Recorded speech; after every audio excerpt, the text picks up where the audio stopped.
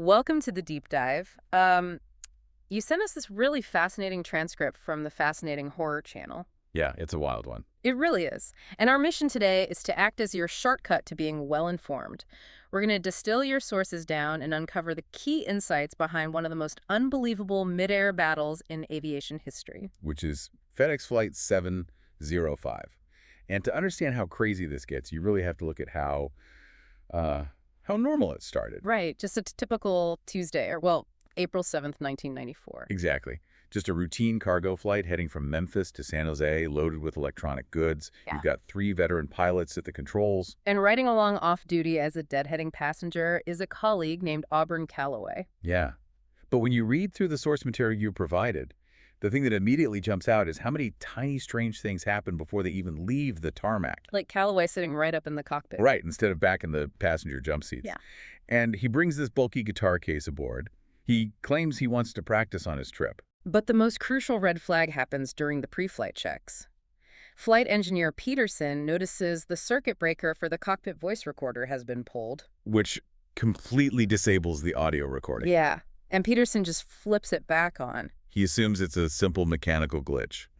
Doesn't even report it. He just resets it and they take off, so what happens next? About 20 minutes into the flight, Calloway goes to the back to get his quote-unquote guitar. But there is no guitar. No, it was packed with weapons. We're talking several heavy claw hammers and a spear gun. A spear gun. Yeah, Calloway grabs a hammer and just launches this brutal, totally unprovoked surprise attack on the 3 pilots. See, when I was reading this, I just kept thinking, why hammers? That seems like such an incredibly specific, brutal choice for a hijacking. It ties directly into his motive, which is truly chilling when you think about it. Calloway's life was unraveling. Right. He was facing a disciplinary hearing the very next day for misreporting his flight hours. And he strongly suspected he was going to be fired.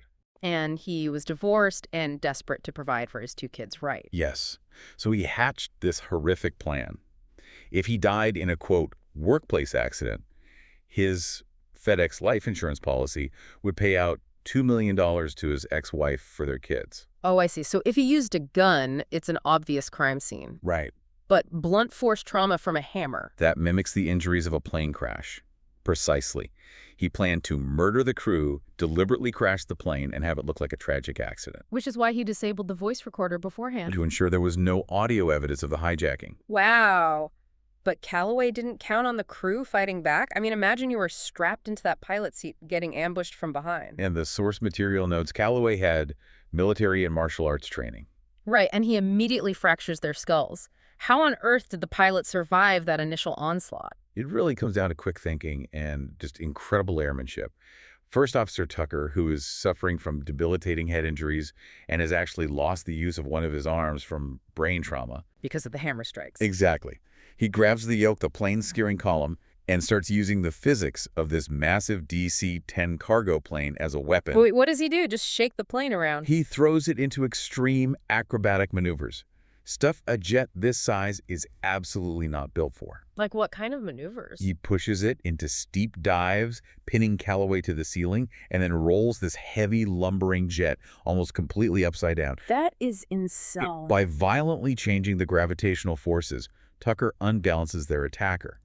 This creates just enough of a window for Captain Sanders and Engineer Peterson. Who are both grievously injured and losing blood. Right. They unbuckle and manage to tackle Calloway. The fight drags on, but eventually Sanders manages to wrench the hammer away. Yeah. But they are still in massive danger. Yeah. Tucker is partially paralyzed from the head trauma, so they have to swap seats. Which means Sanders has to land this enormous plane back in Memphis. A plane loaded with a full tank of fuel, way over its maximum landing weight. And he has to execute this incredibly dangerous heavy landing while Calloway's literally still fighting Peterson in the back of the cockpit. He does it, though. He pulls it off. It's terrifying. But the police swarm the plane, arrest Calloway, and rush the crew to the hospital. And Calloway's insanity plea eventually failed. He was sentenced to life in prison with no possibility of parole. It's such a bittersweet resolution when you look at the aftermath. All 3 crew members survived, which is a miracle. Absolute miracle. And they received the Gold Medal Award for heroism, the highest honor a civilian pilot can receive. But the nerve and joint and eyesight damage from the attack was so severe that none of them could ever fly commercially again. Yeah. It really forces you to think about the sheer, undeniable power of the human survival instinct. Yeah, these were just regular guys going to work? Right, and when they were cornered, they accomplished the unimaginable. But there is a lingering detail here that really stays with you, especially when you reflect on the sources you shared with us, The voice recorder. that disconnected voice recorder. Yeah. Before the flight, Engineer Peterson saw that anomaly, but he rationalized it as a simple mistake and dismissed it. Right, he just flips the breaker back. Exactly. It makes you wonder how many tiny, easily dismissed anomalies in our own daily routines are actually silent alarms that we are choosing to ignore.